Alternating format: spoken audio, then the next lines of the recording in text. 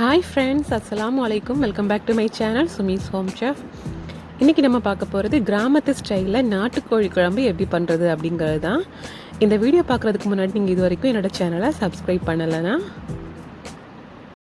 Please subscribe to my channel. Hit the bell icon and never miss any updates.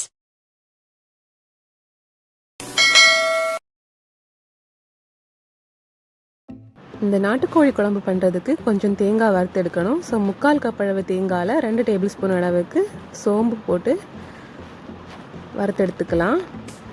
அப்புறமா அதில் ஒரு கொத்து கருவேப்பிலையும் சேர்த்துக்கலாம்.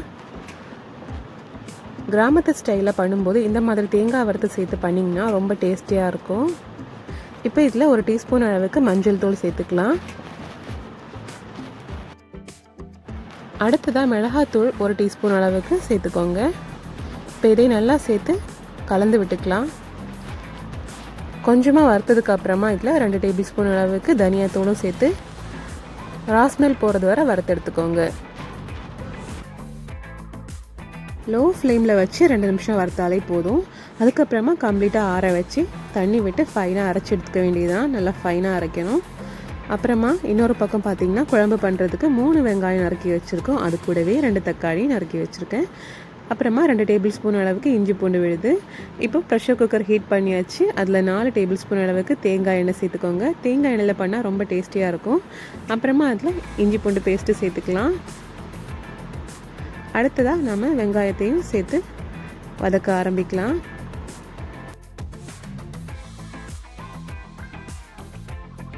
வெங்காயம் சேர்த்ததோட நம்ம அதில் ஒரு ஸ்டார் அனைஸும் சேர்த்துக்கலாம். நல்லா வாசமாக இருக்கும் குழம்புல கொதிக்கும்போது. இப்போ இந்த ஜிஞ்சர் கார்லிக் பேஸ்ட் எல்லாம் சேர்ந்து நல்லா குக் ஆகிறது வரைக்கும் கொஞ்சம் நேரம் வதக்கிக்கலாம். அது கூட கொஞ்சம் உப்பும் சேர்த்து வதக்க ஆரம்பிக்கலாம். உப்பு சேர்த்ததுக்கு அப்புறமா 1 டீஸ்பூன் அளவுக்கு மஞ்சள் தூள் இதுலேயும் சேர்த்துக்கலாம். அப்புறமா 1 டீஸ்பூன் அளவுக்கு கரம் மசாலா சேர்த்துக்கலாம். இப்போ இதை லோ ஃப்ளேமில் நல்லா வதக்கி எடுத்துக்கோங்க. ஆனியன் கொஞ்சம் டிரான்ஸ்பரண்ட் ஆகி கொஞ்சம் குக் ஆகி வந்ததுமே, ஹாஃப் குக் ஆனதுமே நம்ம கட் பண்ணி வச்சுருக்கக்கூடிய தக்காளியையும் சேர்த்து வதக்கிக்கலாம். தக்காளி நல்லா மசிகிற வரைக்கும் வதக்கி எடுத்துக்கணும்.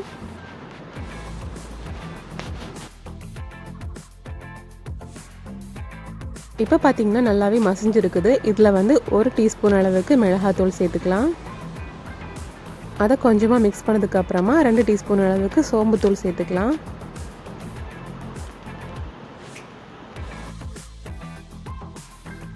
இப்போ இந்த மசாலா தூளோட ராஸ்மெல் போகிறது வரைக்கும் கொஞ்சம் நேரம் வதக்கிட்டு அதில் க்ளீன் பண்ணி வாஷ் பண்ணி எடுத்து வச்சுருக்கக்கூடிய நாட்டுக்கோழி 1 கிலோ அது சேர்த்துக்கலாம்.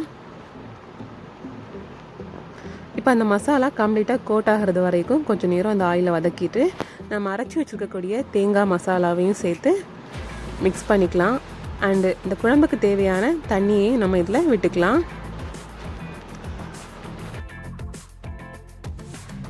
அண்டு தண்ணி சேர்த்ததுக்கு அப்புறமா நீங்கள் இதில் உப்பும் பார்த்து சேர்த்துக்கோங்க. எவ்வளோ வேணுமோ அதுக்கேற்ற மாதிரி சேர்த்துக்கோங்க. அப்புறமா அந்த குழம்பு உங்களுக்கு எந்த அளவுக்கு திக்னஸாக இருக்கணுமோ அதுக்கேற்ற மாதிரி தண்ணி அட்ஜஸ்ட் பண்ணி அடிஷ்னலாக ஆட் பண்ணிக்கலாம். ஸோ இப்போ நம்ம தண்ணி கம்ப்ளீட்டாக சேர்த்தாச்சு. இதை கொஞ்சம் கொதிக்க விட்டுக்கலாம். நாட்டுக்கோழி குழம்புல உருளைக்கிழங்கு சேர்த்திங்கன்னா சாப்பிட்றதுக்கு ரொம்ப டேஸ்டியாக இருக்கும். இப்போ நல்லா பாயில் ஆகிட்டுருக்குது. இதில் ஒரு பெரிய உருளைக்கிழங்கு இந்த மாதிரி பெருசாக நறுக்கி அது சேர்த்துக்கலாம். இப்போ இந்த உருளைக்கிழங்கும் சிக்கனும் நல்லா குக் ஆகிறது வரைக்கும் கொதிக்க விட்டுக்கலாம். அப்படி இல்லைனா நீங்கள் குக்கரில் 3 விசில் போட்டு எடுத்துக்கோங்க. பார்த்திங்கன்னா சிக்கனும் உருளைக்கிழங்கும் நல்லா வெந்தாச்சு. நம்மளோட குழம்பும் தயாராகிடுச்சு. பாருங்கள், ஆயிலெல்லாம் வெளியே ரிலீஸ் ஆகிருக்குது. அண்ட் இந்த நாட்டுக்கோழி குழம்பு பார்த்திங்கன்னா எல்லா விதமான ரைஸ் வெரைட்டிக்கு மட்டும் இல்லாமல் டிஃபன் வெரைட்டிக்கும் ரொம்ப அருமையாக இருக்கும்.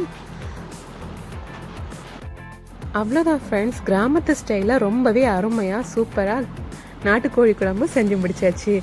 ஸோ ஃப்ரெண்ட்ஸ், கண்டிப்பாக உங்களுக்கு இந்த வீடியோ பிடிச்சிருக்கும்னு நினைக்கிறேன். பிடிச்சிருந்துச்சுன்னா மறக்காமல் வீடியோக்கு ஒரு லைக் போடுங்க, ஷேர் பண்ணுங்கள். இன்னும் நிறைய ரெசிபிஸ் பார்க்குறதுக்கு என்னோட சேனலை சப்ஸ்கிரைப் பண்ணிக்கோங்க. தேங்க்ஸ் ஃபார் வாட்சிங்.